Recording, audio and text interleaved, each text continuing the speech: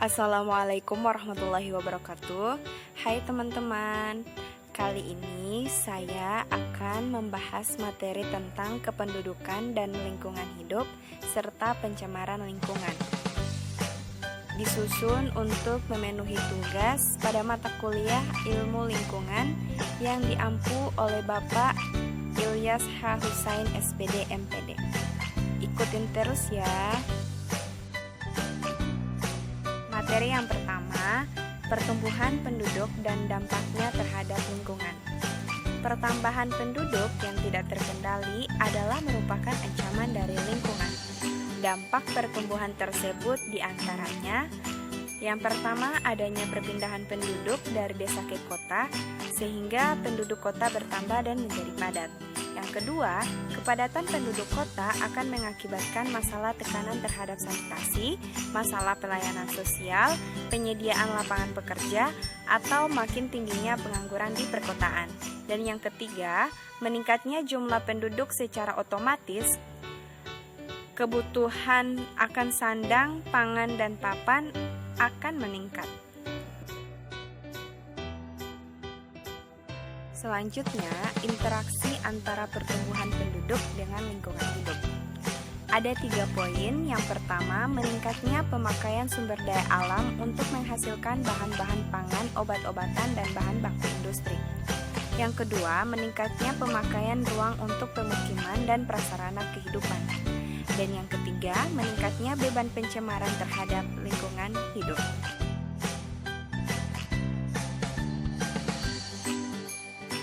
Menurut Brown, 1995,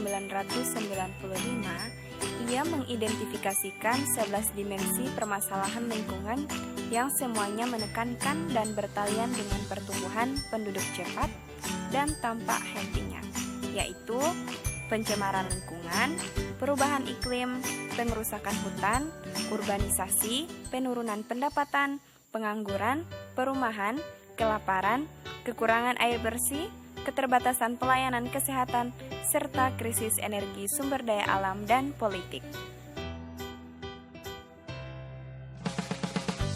Selanjutnya, pencemaran lingkungan. Pencemaran lingkungan diakibatkan dengan adanya dampak dari teknologi yang digunakan oleh manusia. Berikut 3 diantaranya.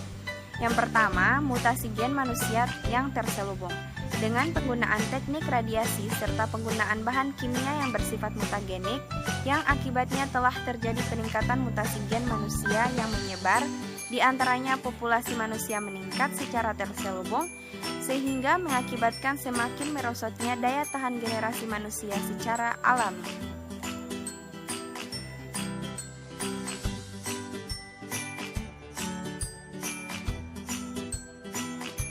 Yang kedua, efek rumah kaca.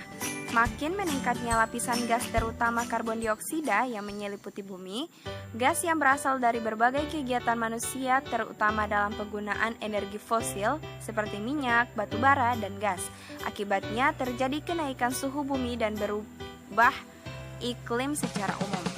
Yang ketiga, hujan asam. Kegiatan industri seperti penggunaan logam, pembangkit listrik, batu bara, dan pendidih air yang melepaskan gas sulfur dioksida dan karbon dioksida akan menghasilkan air hujan yang setelah bereaksi dengan gas-gas tersebut yang mengandung asam sulfat, asam nitrat, dan asam karbonat. Hal ini menyebabkan timbulnya hujan asam, yakni air hujan dengan pH kurang lebih 5,6. Kondisi ini menyebabkan kerusakan hutan, bangunan yang terbuat dari besi atau logam seperti rel kereta api dan jembatan. Jadi apa yang harus kita lakukan? Yang pertama, kita harus memberikan penyuluhan kepada masyarakat betapa pentingnya menjaga lingkungan. Yang kedua, kita harus menekankan bahwa partisipasi masyarakat itu perlu. Yang ketiga, mengidentifikasi potensi sumber daya alam. Selanjutnya, tata ruang wilayah. Dan selanjutnya, menganalisis mengenai dampak lingkungan. Kemudian merumuskan undang-undang, peraturan pemerintah, dan peraturan daerah, serta menerapkan hukum yang sudah ada.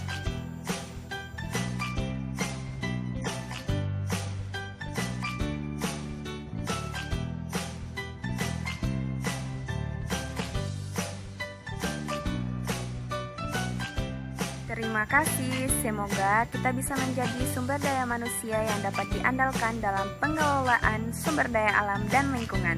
Jagalah lingkungan yang diciptakan Allah. Jangan lupa like, komen, dan subscribe ya teman-teman, dan share.